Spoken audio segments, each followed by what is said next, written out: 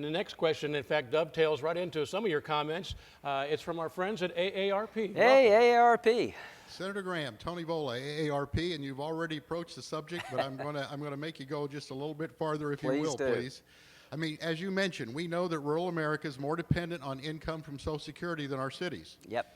What is your plan specifically to address Social Security's financial shortfall, and what place does it currently occupy on your to-do list when you become president?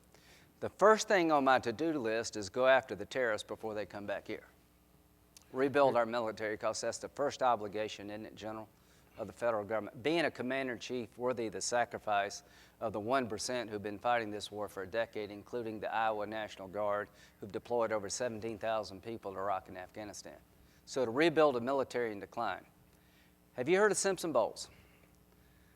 Well, what it is a bipartisan proposal to save Social Security Medicare from bankruptcy.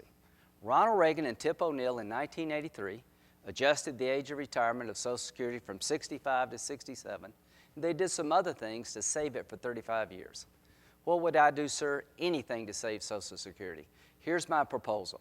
Younger people are going to have to work a little bit longer, because we all live longer before you enter into Social Security. When it comes to people in my income level, we'll have to give up some of our COLA, not all of it, to make sure it's there for the people in rural America, my aunt, my uncle, people like I grew up with, that they need the money more than I do.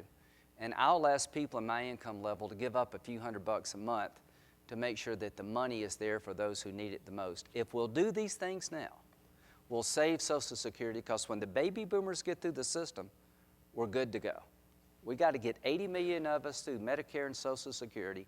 That means some of us who can afford to are going to have to give up some promised benefits, and younger people will have to work a little bit longer, because Social Security, my friends, is worth saving.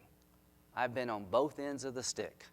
I've been at a time in my life where every penny meant the world to my family. I'm at a point now where I could give a little bit up, and I would. And there's no way to save Social Security without bipartisanship.